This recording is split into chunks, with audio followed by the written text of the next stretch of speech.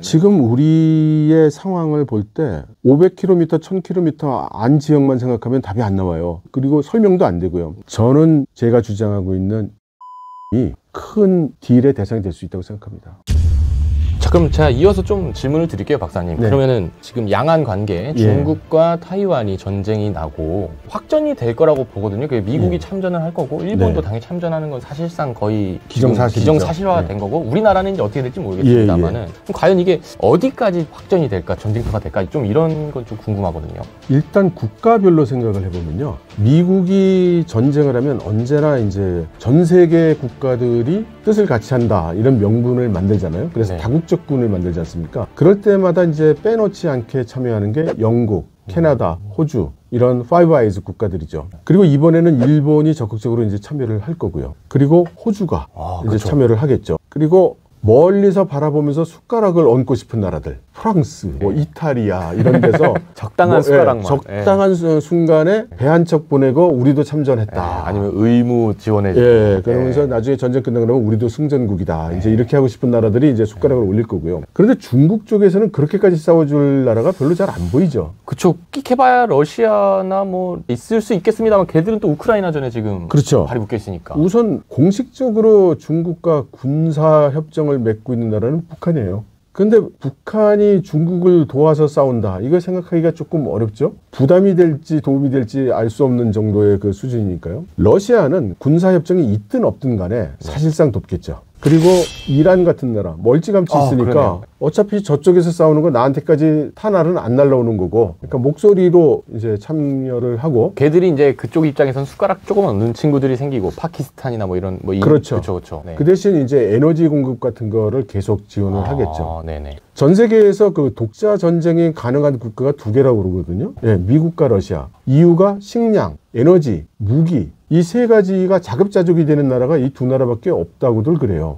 중국도 그게 안 되나 보네요. 중국은 에너지가 안 됩니다. 중국은 자국 소요 에너지의 70%를 수입해서 쓰는 나라거든요. 그래서 중국 입장에서 보면 전쟁이 났을 때 가장 1차적으로 보호해야 되는 게 에너지 보급선이에요. 근데 전쟁이 나면 미국은 틀림없이 말라카 해협을 봉쇄할 겁니다. 그러면 중동에서 오는 석유 라인이 들어올 수가 없게 돼요. 그렇죠. 그럼 어디로 가야 되겠어요, 그 석유가? 그래서 중동에서 오는 석유는 파키스탄의 과다르 항을 통해서 파키스탄 회랑 지역으로 보내든가, 아니면 미얀마에 붙여서 미얀마로부터 들어와야 됩니다.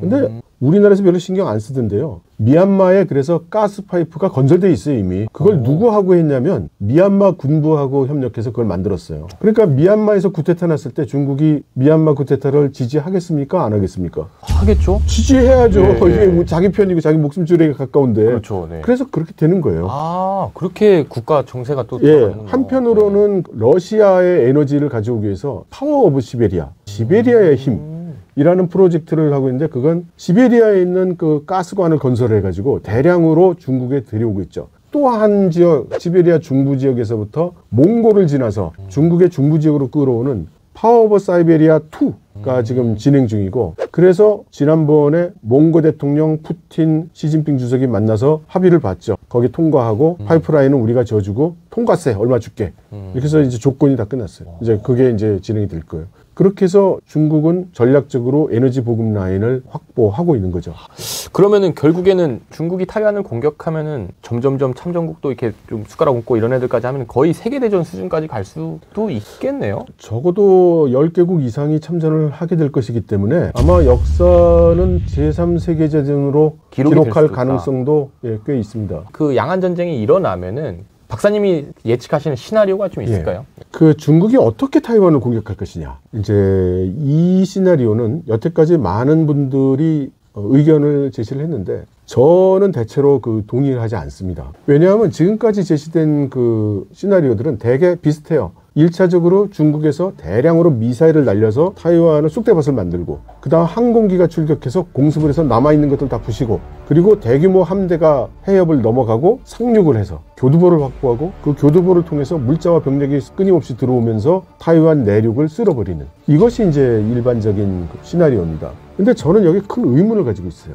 이거는 강한 군대가 약한 군대를 공격할 때 쓰는 방법이다. 그런데 중국이 지금 머리가 터져라 고민하고 있는 건 어떻게 미군을 상대하느냐는 거지 타이완 군대를 상대하는 데 있지 않거든요. 지금 현실적으로 미국이 항공모함 거의 5척을 인도퍼시픽으로 옮겨놔 있는데 이 미국의 전력이 오는 거를 생각할 때 중국이 우리는 미국보다 몇 배 큰 무력을 가지고 있어 이렇게가 안 되잖아요. 그러면 내가 상대방보다 힘이 약한데 대규모로 미사일을 쏘고 대규모로 항공기를 보내고 이렇게 할까? 저는 이게 이상하다. 그리고 인민해방군의 전통적인 그동안 해온 전쟁을 봐도 이런 식으로는 안 한다.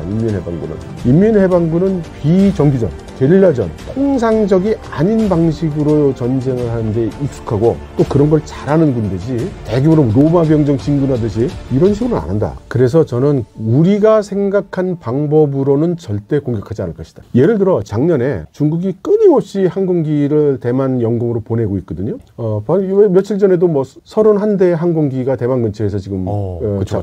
훈련을 하고 있어요. 그런데 이 비행기들이 주로 어느 쪽으로 오냐면 당연하게도 타이완의 서쪽 중국 대륙 쪽에서부터 이렇게 접근을 합니다. 저는 그걸 반대로 생각해요. 정말 전쟁 나면 동쪽에서 치겠구나. 그리고 중국이 가지고 있는 전투기 중에 옛날 구닥다리 전투기들이 있어요. J7, J9 이런 전투기들이 있거든요. 이런 전투기들이 3,000대가 넘게 있어요. 근데 이제 현대전에서 더군다나 미 공군을 상대로 해서 이런 전투기가 날아가는 거는 사실상 의미가 없는 일이죠. 그렇죠. 3, 4세대 전투기로 때려잡으면 그냥 몇십 대는 그냥 떨어지니까. 그렇죠. 네. 그래서 인민해방군이 이걸 어떻게 했냐면 드론으로 개조했어요. 드론으로. 그래서 알려진 것만 지금 700대에서 900대 정도를 이미 드론으로 개조해서 지금 대만 맛보고 있는 지역에 4개 비행장에 분산 수용돼 있어요. 그러면 그 드론은 왜 만들었을까? 타이완 치려고 만들었겠죠? 그렇죠. 네. 그래서 저는 일단 공중전을 생각해 본다면 아마도 개전 초기 제일 먼저 뜰 비행기는 스텔스기도 먼저 뜰지는 몰라도 이 비행기들이 다 뜰 것이다. 드론을 이용한 그런 비정규전으로 먼저 시작할 것이다. 예. 그래서 이게 또 구 비행기 중에서도 그 중에 하나는 지금 레이더로 잡을 때 J-15 같은 현재 4세대 전투기와 레이더 나타나는 형상이 비슷하다고 그래요. 내가 마치 타이완을 공격하는 주력 비행기인 것처럼 그렇게 중국 대륙으로부터 타이완의 서부 지역으로 진행을 해 나가고 진짜 스텔스 비행기나 이런 것들은 동쪽으로 비행해서 북부 쪽으로 북동에서 공격해 올 가능성이 크지 않겠나. 그러면 인민해방군은 해군이 어떻게 타이완 해협을 넘어갈 거냐? 롤로선이라고. 그러니까 그게 우리 페리선 같은 거예요. 차량이 그냥 배 위에 들어가고 그래가지고 배가 가서 정박을 하면 차량이 쭉 나오는. 중국 같은 경우에는 그 규격이 중국 정부가 밀리터리 규격으로 다 이미 만들었어요. 그래서 중국에서 만들어지는 롤러선은 전부 군용으로 쓸 수 있어요. 그게 왜 그렇게 만들었겠어요? 그리고 민간 합동작전이라는 걸 최근에 와서 훈련을 하기 시작했는데 거기에 민간 롤러선이 동원되고 있어요. 그리고 해상 민병대라는 게 있어요. 이게 원래는 해상 경찰 같은 거거든요. 그래서 원래는 해경 산하 조직이었어요. 이게 작년에 해군 산하로 바뀌었습니다. 군대 밑으로 들어갔고요. 그래서 지금 중국이 군사 자산 그리고 테크놀로지가 미국에 비해서 좋지가 않기 때문에 그걸 보충하기 위해서 무던히 애를 쓰고 있어요. 그러니까 실제로 전쟁이 발생할 때가 되면 제가 생각할 때는 민병대 함선, 그다음에 일반 상선이나 어선들도 그런 게 많거든요. 그런 것들을 한 1000여 척을 A2D2 탐측 영역으로 분산시켜 놓고 일종의 정찰선처럼 사용할 가능성이 커요. 그리고 이런 정찰선들이 사용할 수 있도록 메이도 위성 시스템의 양방향 통신 기능을 만들었고 화웨이 같은 데에서는 위성통신 전화기를 이제 만들어서 다 만들어냈어요. 이제 전화기로 딱 누르면 리얼타임으로 어느 지역에 미군이 나타났다 이게 이제 보고가 되고요. 그리고 지금 끊임없이 정찰 위성을 지금 쏘아 올려가지고 미군 함대가 1000km, 2000km 지역에서 나타나면 지금 한 2000km 떨어진 데서부터 이제 탐측을 시작한다고 하죠. 그렇게 해서 거리 내에 들어오면 대응해서 출격하는 이제 이런 시스템을 지금 추진하고 있습니다. 그리고 타이완이 지금 군사 무기가 엄청나게 많은 상태가 아니란 말이에요. 지금 뉴스 보면은 최근에 와서 F-16도 팔고 에이브람스 탱크도 팔고 막 이렇게 돼 있는데 계약은 했는데 물건이 안 오고 있어요. 5년 전에 발주한 것도 지금 아직도 못 받았어요. 그것도 아직도 못 받았어요? 네. 지금 타이완은 속이 타 죽겠는데 무기라고 사보질 못하다가 팔아준다니까 감사히 기다리고 있는데 안 와. 2년 걸리고 3년이라도 안 와. 그래서 금년에 갈 거야 라고 했는데 그러다가 우크라이나전 먼저 보내느라고 좀 기다리셔야겠어. 그러니까 타이완은 지금 속이 타는 거예요. 또 그 친구들은 보니까 지금 뭐 징병제도 기간이 굉장히 짧고 훈련 4개월인가 뭐 받고 예비군 된다고 하고 막 최근에 늘었다고 하지만 실제 지금 병력들도 굉장히 약하다고 제가 들었거든요. 예, 맞습니다. 원래는 타이완의 이 징병제가 의무병제였고 그래서 우리나라가 60만 운운할 때 타이완도 50만이었어요. 그래서 엄청 그 병역 기간도 그때 2년이 넘고 뭐 그런 정도였습니다. 근데 이거를 개혁을 했어요. 어떻게 개혁을 했냐면 직업군인제로 바꾼 거예요. 모병제로. 예, 모병제로 바꿨습니다. 모병제로 바꿨고 지금 4개월 바꿨다는 건 뭐냐면 모병제로 바꿨으니까 지원을 안 한 젊은이들. 지원을 안 한 젊은이들은 4개월 군사훈련을 받는 거예요. 그냥 그렇게 바뀌었군요. 예, 그렇게 바뀐 거지, 뭐, 병역을 4개월 한다는 개념이 아닙니다. 그렇게 해서 전쟁이 발생하면 4개월 훈련 받았던 애들 다 와야. 예, 이렇게 해서 이제 그 사병으로 근무를 하게 되는 거예요. 그럼 지금 대만은 몇만 정도 군사력을 유지하고 있어요? 지금 20만도 안 돼요. 예, 모병제로 하니까. 예. 그 모병제 초기에 급여가 짧아가지고. 그렇죠. 그 군인들 돈 너무 조금 주니까 누가 하겠어요? 네. 그러니까, 아니, 안 가도 되는 군대를 내가 손들고 왔더니 이거 뭐 최저 인건비도 안 되는 돈을 주고 이것도 뭐 미래에 대한 커리어가 확실히 보이는 것도 아닌데 그러니까 안 가는 거예요. 그래서 이제 봉급을 좀 올렸죠. 올렸다고 해도 뭐 그 평균 봉급도 된 것도 아니고 그것보다도 좀 낮은데 그래도 좀 나아졌어요. 하지만 티오를 못 채우고 있어요. 지원들을 안 해요. 대우가 아무리 애국심도 좋지만 생활이 되고 마누라하고 처자식이 그렇죠. 적어도 평균 정도의 생활은 해줘야 될 거 아니에요. 근데 그걸 안 해주니까. 지금 징병제와 모병제를 지금 어떻게 생각하시는지 우리나라는 어떤 거를 계속 유지를 해야 된다 이런 생각이 있으신지. 저는 현재 징병제에서 바꾸기는 어렵다고 봐요. 예, 모병제로 부분적으로 도입할 수는 있겠지만 일부 특수 기능 분야 이런 데는 그럴 수 있겠지만 지금 병력을 줄일 수 있는 상황이 아니라고 생각합니다. 그래서 타이완도 지금 상황이 심각하니까 그 아까 말씀드렸던 4개월 군사훈련 받고 나가는 사람들 전부 1년 동안 복역하도록 바꿨어요, 법을. 그랬더니 지방선거에서 참패했죠. 그러니까 이게 굉장히 어려워요, 이런 것들 맞추기가. 그럼 박사님 같은 경우는 우리나라가 지금 전쟁을 단독적으로 능력은 되지만 지휘체계가 사실 안 되잖아요. 전작권에 대해서 어떻게 생각하시는지. 우리가 중국과 미국 틈바구니에서 종속되는 상황을 계속 갈 거라면 모르겠지만 이제 저는 우리가 능동적으로 주도적으로 나서야만 살 길이 트인다고 보는 사람이기 때문에 그런 여지를 가지려면 작전권을 우리가 가져야 돼요. 이게 미국과 척진다는 뜻이 아닙니다. 우리 운명을 우리가 결정할 수 있어야 되고 근데 미국 입장에서는 현재 상황에서 절대로 놓고 싶어 하지 않을 것이거든요. 달라고 해도 안 줄 것이고 무슨 이유를 대서든 안 주려고 할 겁니다. 바로 눈앞에 전쟁의 가능성이 지금 엄청 올라와 있으니까요. 그러니까 뭐 누가 누구를 통제하고 지휘하느냐라고 보면 안 될 것 같고요. 미국이 생각할 때 전작권을 놓는 것보다 더 큰 이익이 있어야만 놓겠죠. 그러니까 전작권이 못 돌아오는 이유가 우리나라 정부 또는 기업의 대외적인 그 교섭을 할 때 아주 큰 특징 중에 하나인데요. 요구만 하지 주는 걸 준비 안 해요. 예를 들어 미국 보고 전작권 주세요. 그걸 내가 왜 주는데? 이러하니까 그게 오르니까 줘. 그러면 줄 사람이 있습니까? 야, 내 이걸 드릴 테니까 이건 나 주셔. 응? 나 이거 좀 필요해.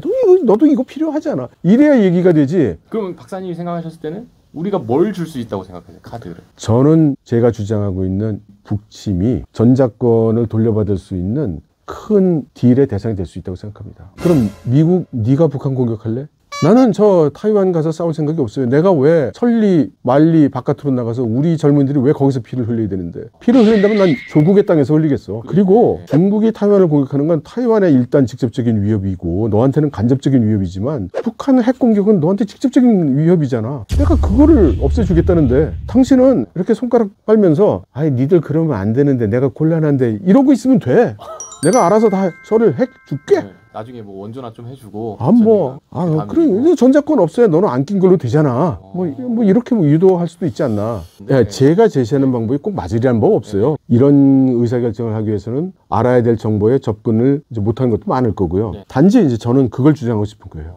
뭐가 됐든 플랜이 있어야 된다. 그래서 그 플랜이 문제가 있다면 그건 뭐 수정하고 뭐 보완해 나가고 이래야지. 그러면 있냐? 그러게 우리나라에 지금 우리의 상황을 볼 때 500km, 1000km 안 지역만 생각하면 답이 안 나와요. 그리고 설명도 안 되고요. 예를 들면 지금 그 강력한 미군의 항공모함이 태평양에 와가지고 막 이 중국 보라고 해상에서 훈련하고 그럽니다. 필리핀 앞바다에서 훈련할 때 어디서 합니까? 마닐라 루선섬 남부 연안을 따라서 합니다. 왜냐? 거기가 중국의 동풍 17 미사일이 사정거리가 끝나는 지점이에요. 그래서 미국의 항공모함이 그 안에 안 들어가요. 그리고 미 국방부의 그 중국 보고서를 보면 미군 해군의 가장 위협적인 존재로 동풍 17을 꼽고 있어요. 동풍 17이 대형 미사일이지만 그 공격 방식이 제블린 미사일처럼 시스키밍 하다가 이렇게 올라와서 수직에서 꽂혀 내려 떨어지는 거거든요. 그 항공모함이 그게 두려운 거예요, 미군이. 거기에 대해서 완벽한 대책이라고 얘기할 수 없다는 거예요, 현재 체제가. 그래서 맨날 그 선 바깥에서 해요. 미 해군은 주도 면밀하게 신중하게 그런 위험 속에 항공모함 같은 귀중한 자산을 노출시킬 수 없는 거죠. 그리고 중국이 중거리 미사일을 다 날려도 도달 안 하는 미국의 동맹이 있어요.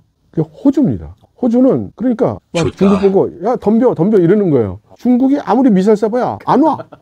그런데 역으로요. 호주에서 미사일 쏴봐야 안 가요, 중국까지. 그런데 남중국해가 문제가 됩니다. 호주 입장에서는. 만일 중국과 충돌한다면. 근데 중국은 남중국해가 꼭 필요해요. 왜냐하면 미국으로부터 핵 공격을 받았을 때 2차 공격을 잠수함으로 해야 되는데 지금 중국의 핵 잠수함이 태평양 쪽으로 진출을 하면 거의 100%의 확률로 미군에게 탐측이 돼요.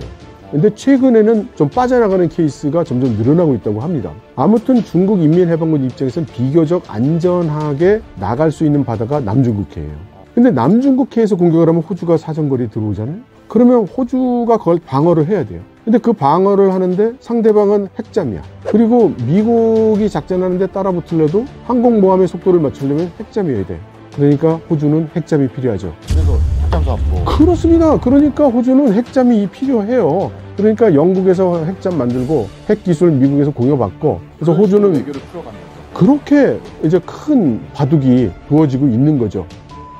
우리나라는 과연 어쨌든 그래서 그 안에서 메인 카드로 쓸 수 있는 외교 카드가 있느냐, 시나리오가 있느냐. 그게 없다면 지금 결론적으로는 빨리 수립을 해서 준비를 해야 된다. 해야 된다. 오늘 같은 경우 이렇게 큰 그림에서 동북아시아 안보 정세와 또 우리나라가 앞으로 나아가야 될 방향이나 이런 부분에 대해서 이야기 나눠봤는데요. 여러분들도 이런 분야에 좀 관심이 있으시다면은 이미 시작된 전쟁이라는 책을 이번에 이철원사님께서 발간하셨습니다. 그래서 우리나라가 나아가야 될 내용에 대해서 잘 정리를 해서 써놓으셨어요. 이런 책들을 한번 꼭 읽어보면은 또 많은 도움이 되실 거라고 저는 생각합니다. 네, 저희는 그럼 다음 시간에 찾아뵙도록 하겠습니다. 네, 감사합니다.